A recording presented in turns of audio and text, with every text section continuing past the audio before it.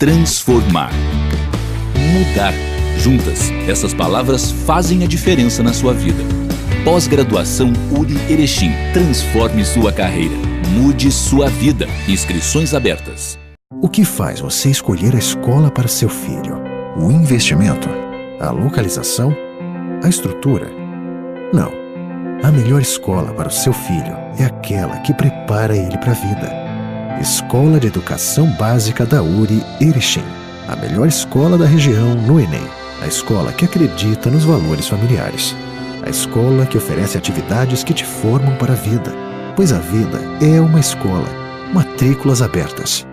Fale a língua que seu mundo fala. Centro de Línguas URI Erechim, com apoio pedagógico da Cambridge University Press. Material didático internacional e professores com experiência no exterior. Centro de Línguas URI Erechim. Matrículas abertas.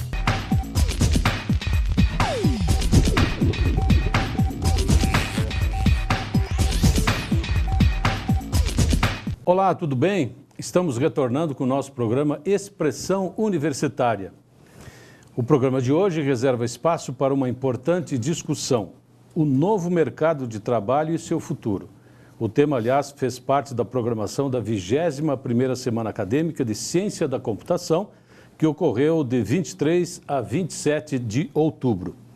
Quem está aqui para falar conosco sobre o tema citado é Ney Maldani, sócio fundador e diretor de tecnologia da Cisnema. Contamos também com a presença do coordenador do curso de Ciência da Computação, Neylor Tonin, que vai analisar a importância desse tema nos dias atuais. Portanto, sejam bem-vindos. Primeiramente, professor Neylor, por que a preocupação de mostrar aos alunos essa temática numa semana acadêmica, que teve ainda, lógico, outros assuntos importantes para a formação deles? Bem, essa semana acadêmica, de forma um pouco diferente das anteriores, teve um envolvimento muito maior dos alunos, né, dos acadêmicos do curso. E a temática da semana acadêmica, inclusive, com as palestras, a feira das palestras, foram de escolhas deles, né? Então, a gente achou muito interessante trazer tópicos atuais, né? E principalmente de interesse dos estudantes, para que eles possam, enfim, interagir mais com o palestrante, né? E possam aproveitar melhor o evento, que é sempre um momento onde a gente traz pessoas de destaque, né, no meio da área de TI, de tecnologia de informação, ciência da computação e afins, né? E que possa compartilhar o seu conhecimento aí para, junto aos estudantes, né? Possa compartilhar com os estudantes o conhecimento e, enfim, complementar tudo aquilo que é passado durante a graduação, né? Quer dizer, esse complemento é muito importante para o profissional da área de computação e afins, né? Essa semana, professora, ela trouxe para discussão dos alunos, né, discussão e exposição, diversos temas importantes. E um dos assuntos foi abordado pelo senhor Ney, que falou sobre os novos mercados de trabalhos. Mas o senhor, quando fala nesse assunto, se refere apenas à área da computação ou é uma área que se aplica a todos os outros profissionais? Boa noite. Boa tarde. O que eu acho interessante na tua pergunta é que hoje a área de TI ela entrou para dentro de todas as áreas, principalmente dentro da empresa. Só que ela já entrou também dentro das estruturas do dia a dia das pessoas. Então, o que acontece? O mercado de trabalho está se transformando. Nós chamamos hoje, né, de um mundo digital ou uma economia digital. Por quê? Porque quando você tem os dois lados, né, dentro dessa economia, onde que tu tem os clientes, os usuários que já adquirem produtos digitais, tu tem o outro lado que é fornecer isso. Então, uma das coisas mais interessantes é que nós estamos passando por uma revolução, né, chamado, né, pela Alemanha de a quarta revolução industrial, né, e Isso aconteceu, digamos, a Alemanha já teve essa posição lá em 2012, né, 2012, 2010 em diante para cá, e ela descobriu que o mercado mudou. Né? Tem uns fatos que mostram isso, se a gente, inclusive eu quero mostrar para os alunos, para eles entenderem por que realmente está mudando. Né? E eu posso colocar 2 pilares fortes. Né? O primeiro, a produtividade está caindo no mundo inteiro. Né? Então, se tu vê, a produtividade está caindo, por quê? Se nós temos mais e mais tecnologia, por causa do ser humano.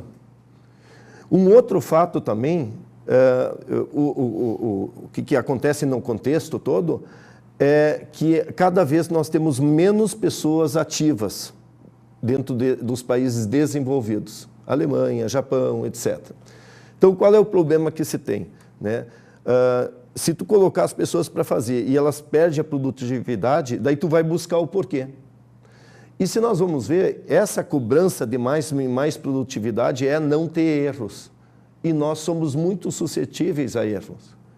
Inclusive, nossas novas gerações lidam muito fácil com isso. Eu errei, vamos lá, acertamos e atinge o objetivo.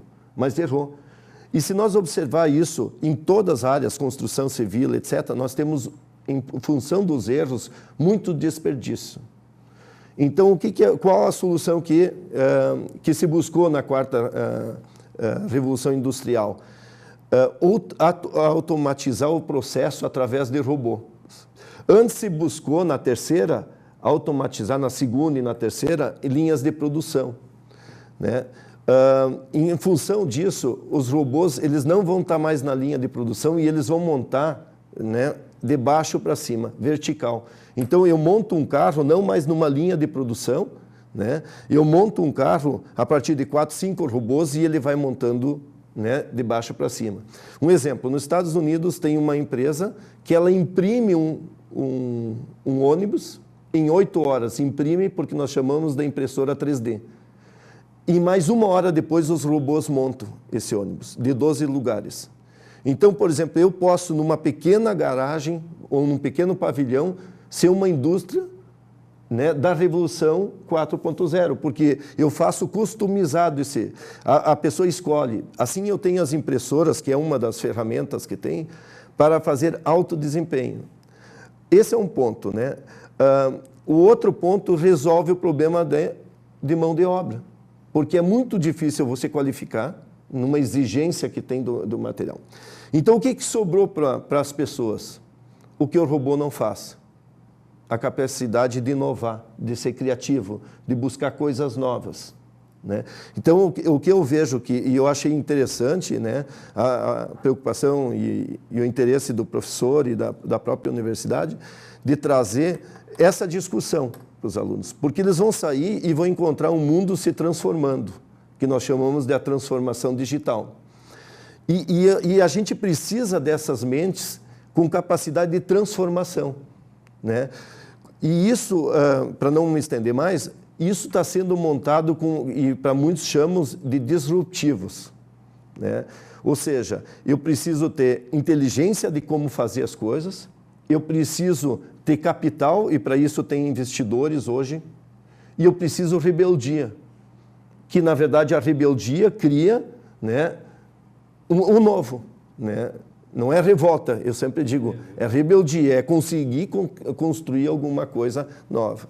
E talvez esse novo, desculpa Ademar, mas ele tem um senso muito colaborativo, que venha de uma contrapartida da empresa, da organização, da universidade em entender o novo mercado e do próprio profissional que já está saindo. Então tem uma contrapartida dos 2 lados em criar, em fazer essa transformação. Eu acho que assim, vem justamente da onde que tem que vir isso? É da universidade, do conhecimento. Por isso que, para mim, eu coloco assim 3 bolas onde são cruzados isso. Muito conhecimento, né? Muito capital e muita rebeldia. E tu constrói isso. Então, por exemplo, e se tu olhar isso, cada país tem um pouco, né, tem mais capital. Daqui a pouco nós não temos tanto capital, mas nós temos muito mais a rebeldia, que é dizer, eu vou lá e vou fazer. né? A persistência, etc. E o conhecimento, hoje a internet, né? O mentorismo também, que é interessante, por exemplo, uma empresa, ele vai dizer assim, eu vou criar uma unidade de inovação e eu vou ajudar essa pessoa a construir aquele sonho, aquela rebeldia para conseguir o resultado lá na frente, né? Então, na verdade, nós estamos num momento que eu acho mágico, né? Claro que o que acontece? Quem é acomodado vai ter um problema, porque ele vai ter que estudar, ele vai ter que buscar os caminhos novos que estão surgindo aí. Pelo que o senhor está colocando, então, o nosso futuro depende muito da juventude, desse pessoal que se desafia permanentemente. O senhor teve uma passagem pelo exterior também. Então, que diferenciais nós devemos assimilar ou até ensinar aos demais, mas como é que deve ser, como é que nós devemos agir? Na minha opinião, o que eu acho assim, a gente precisa utilizar o potencial dos sonhos das pessoas, né? Eu acho assim, hoje nós vivemos numa era de abundância. Se nós vamos ver nossos pais, eles tinham que lutar para ter comida, né? Hoje, na verdade, claro que tem dificuldade todo mundo por causa das coisas que a gente quer adquirir, mas tudo está ao nosso alcance na medida que nós temos sonhos e corremos atrás desses sonhos. Mas o que acontece? Se eu tiver alguém, um empresário, né, um professor, e tiver capacidade, né, de absorver as orientações, eu vou acelerar, eu vou voar. Tem um termo que hoje se diz, chama-se startup. Startup é o que é? Eu tenho uma ideia, e geralmente nasce isso na universidade, né? E eu acredito que isso já vai começar a surgir isso no segundo grau mesmo, e vai explodir, né, na universidade, que essa startup, o que ele tem? Ele tem, digamos, um acompanhamento de um monitor, né, de um professor, né, ou de uma incubadora que a universidade tem. A partir dali, eu tenho, na verdade, o empresário que vai dizer isso aí é um potencial, vamos investir.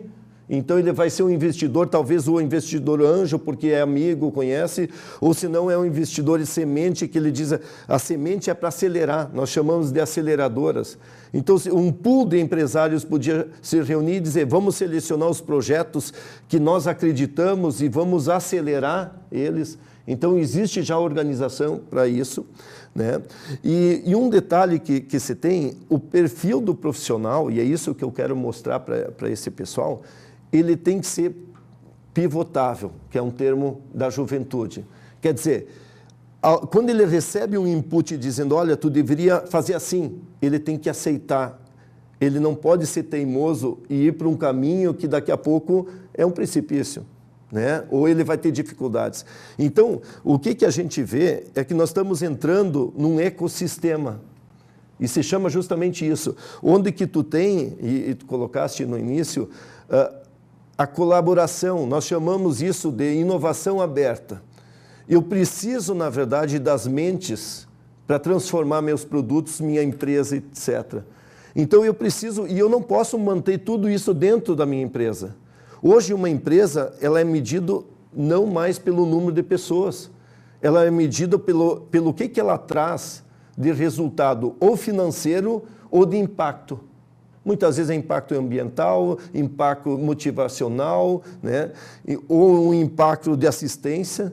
E isso é a inovação aberta. Eu vou usar a universidade, que tem o conhecimento, eu vou usar o empresário, que ele tem a experiência, né? Eu vou usar o investidor, que ele tem, digamos, o capital, né? Porque ele não quer deixar o dinheiro parado, ele quer botar o dinheiro aonde? Aonde que ele consegue ver, vai ser um bem para a sociedade e eu vou estar ganhando também, né? E aí entra, só para fechar, ele entra não na área de TI, a TI entrou em todas as áreas, né? Então eu tenho, por exemplo, hoje, a inovação cresce muito na área médica, né? Tem projetos assim de startup maravilhosos em cima da área médica, aqui no mundo inteiro. Ele cresce muito na área de transporte, ele cresce muito na área de arquitetura, etc. Ou seja, em todas as áreas, ele cresce na área financeira, ele cresce na área jurídica. Então, nós vamos ter uma transformação fantástica, né? E aí, cabe todos nós entrar nesse mundo e fazer a colaboração entre todos. Então, a gente acaba não sustentando mais aquela ideia de que, por exemplo, vamos pegar o nosso caso, uma universidade aqui no interior que não tem as mesmas oportunidades de uma da capital. O que importa, na verdade, são profissionais exatamente com formação científica, com conhecimentos, mas que também tenham insights, tenham ideias e tenham contribuições para mudar essa nossa realidade. Sim, eu colocasse algumas coisas assim, para mim é maravilhoso o que está acontecendo. Em primeiro lugar, porque nós somos livres hoje. Essa história de ir trabalhar em horário vai terminar, certo? E nós temos que aprender a lidar com isso, a lidar, porque que nem as pessoas dizem, mas em casa, será que ele vai trabalhar? Bom, nós vamos ter que aprender isso e trabalhar por resultado e por paixão, né? Essa é a questão. Outra coisa que eu acredito, vai crescer muito as universidades fora das capitais, em algumas áreas. Por exemplo, eu tive participando de eventos nas universidades lá de Porto Alegre sobre agronegócios.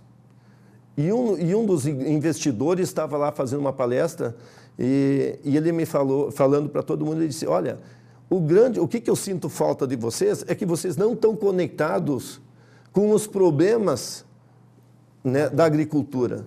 Então, por isso, eu prefiro investir nas aceleradoras lá da fronteira oeste, lá do sul, lá do nordeste, quer dizer, porque elas estão próximo, eles sentem a dor, e nós chamamos, isso a gente fala muito hoje. Quando eu tenho uma ideia, geralmente essa ideia ela tem que vir de uma dor, e essa dor pode não ser eu que sinto, mas eu estou vendo, né? Eu estou vendo na sociedade aquela dor, e se resolve com isso. Se nós vamos ver, por exemplo, a transformação que está vindo as máquinas agrícolas, né? Em primeiro lugar, porque as máquinas agrícolas sempre foram desenvolvidas para os grandes. Então, os pequenos não podiam se desenvolver.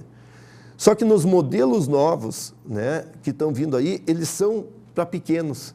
Se nós vamos ver o que o Japão está fazendo, mas o que a China está fazendo é impressionante.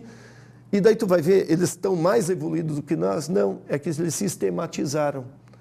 Eles disseram, região agrícola é aqui, né? Ou região, digamos, de turismo é assim. Então, tu tem que aproximar justamente.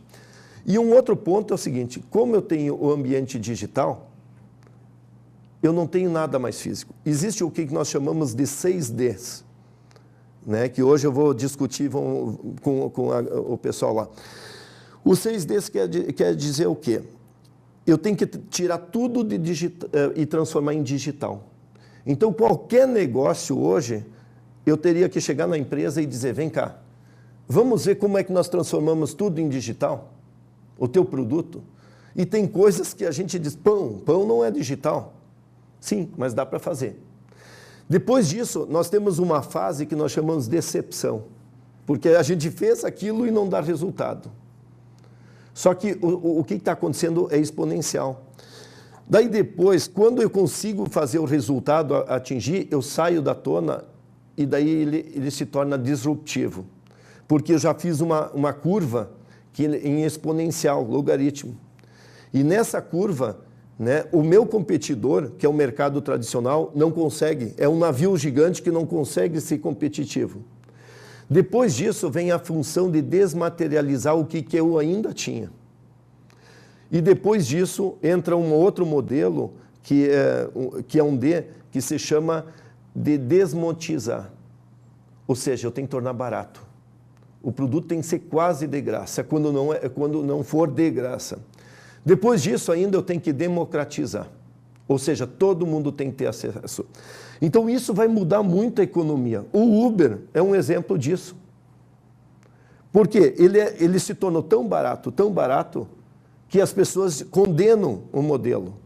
Só que, por exemplo, teve alguém que teve a ideia disruptiva e disse assim, eu vou criar uma aplicação, e nós chamamos isso de plataforma, onde eu vou pegar a insatisfação, e é sempre assim, o disruptivo vem desse modelo de insatisfação, eu estou indignado com alguma coisa, e eu vou pegar, né, esse modelo, digamos que seja, captar esse cara insatisfeito, e vou buscar um outro que é o que está precisando de alguma coisa, que é o motorista que está desempregado, que é o freelancer. Ele não pegou o motorista de táxi. Ele trouxe o cara que precisava um PF, um por fora, sobreviver, e está colocando o carro. Então, ele não está preocupado se o carro está desgastando, etc., nada. Ele quer sobreviver. E ele juntou esses dois mundos e escalou. Então, quer dizer, e qual é a vantagem do cliente quando ele começa? Porque ele pontua, ele pode reclamar, ele pode dizer, se alguém me atendeu mal, eu marco e todo mundo vai saber. Então, começou a agregar serviços, né, que antes nem se pensava. Outra coisa, eu posso, quando chegar, eu quero ir tal lugar, eu sei qual é o tempo que vai levar, eu sei quanto vai me custar, e eu posso selecionar o tipo de serviço que eu quero. E isso, se eu pensar no pão, eu consigo fazer uma solução disso. Se eu pensar em eletricidade, serviço, eu consigo pensar. Né? Então, quer dizer, em todas as áreas, esse o modelo que entra. Por isso que o senhor é um eterno insatisfeito, então, porque está sempre criando. A sua empresa pensa muito nisso? Esse é um fato que, por exemplo, eu acho interessante olhar para dentro da gente. Como é que uma empresa vai se desenvolvendo, estruturando, e daí quer se destruir? Não pode. E esse é um fato. Então, o que acontece? A inovação, até agora, era tranquilo, porque era uma coisa nova que trazia resultado. Mas quando tu trata de inovação disruptiva, tu destruir o que tu tem para fazer um novo mercado, escalável, né? De baixo custo, e isso é muito difícil para os empresários. E para nós, inclusive. Por isso, professor, desculpa, Fernanda, só quero concluir. Por isso, professor Neylor, que baseado em tudo isso que o professor está trazendo, acredito que os alunos vão ser desafiados e o pessoal da Ciência da Computação não é acomodado, ele se desafia, tanto que se cria bastante. Como é que está o curso hoje? E em função disso também, o curso, quem se formar em Ciência da Computação continua tendo grandes oportunidades. Na verdade, assim, eu estava atentamente ouvindo todas as colocações do Ney e realmente a gente vê que a realidade ela é a mesma, quer seja em Porto Alegre, quer seja na Alemanha, quer seja aqui. Enfim, o que a gente precisa é sempre de profissionais talentosos, né? Pessoas que, quando eu ouvia você falar rebeldia, para mim veio 3 palavras: criatividade, persistência e proatividade. Assim, que fazem, que de uma certa forma compõem essa rebeldia.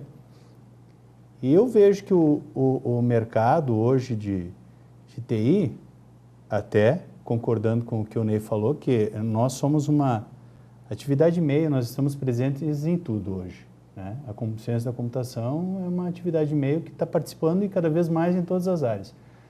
Essa demanda que existe por profissionais de ciência da computação, ela é gigantesca. Hoje eu vejo, eu participo ativamente de empresas daqui da região que não só pegaram já todos os alunos que eu tenho, né? Os alunos que estão se formando, como alunos de primeiro semestre, e tem empresa que está trazendo gente de fora, gente de outros estados para suprir demanda. E com relação àquilo que tu falava também de Startup Weekend, eu tive o prazer de criar, de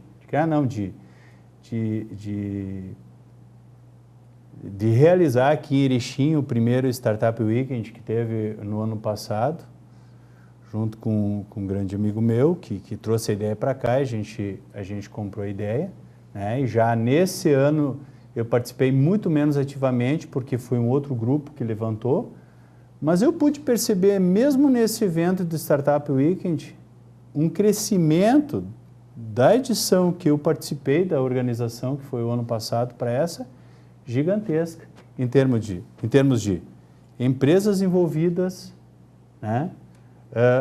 Acadêmicos envolvidos, que a nossa área ela tem que participar ativamente, porque sem a área de tecnologia de informação, sem a área de TI, tu não constrói nada dessas ferramentas, nada dessas soluções que hoje o mercado está enfim, demandando, né?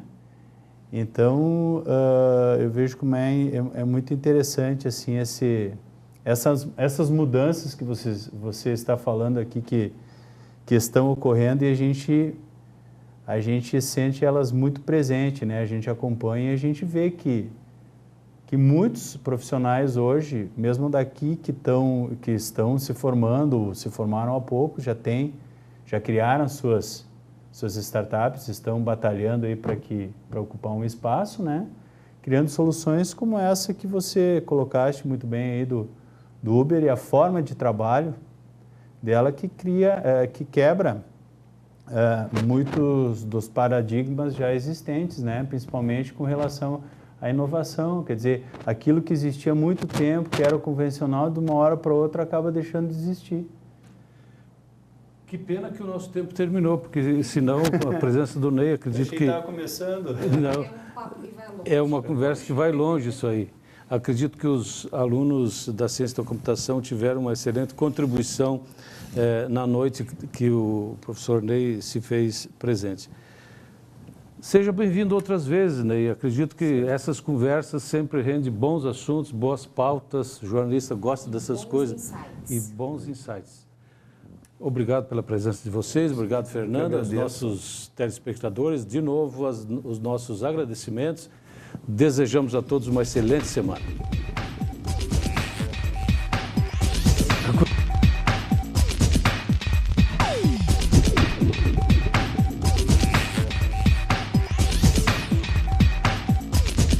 Fale a língua que seu mundo fala. Centro de Línguas URI Erechim, com apoio pedagógico da Cambridge University Press. Material didático internacional e professores com experiência no exterior. Centro de Línguas URI Erechim. Matrículas abertas. O que faz você escolher a escola para seu filho? O investimento? A localização? A estrutura? Não. A melhor escola para o seu filho é aquela que prepara ele para a vida. Escola de Educação Básica da URI Erechim. A melhor escola da região no Enem. A escola que acredita nos valores familiares. A escola que oferece atividades que te formam para a vida. Pois a vida é uma escola. Matrículas abertas.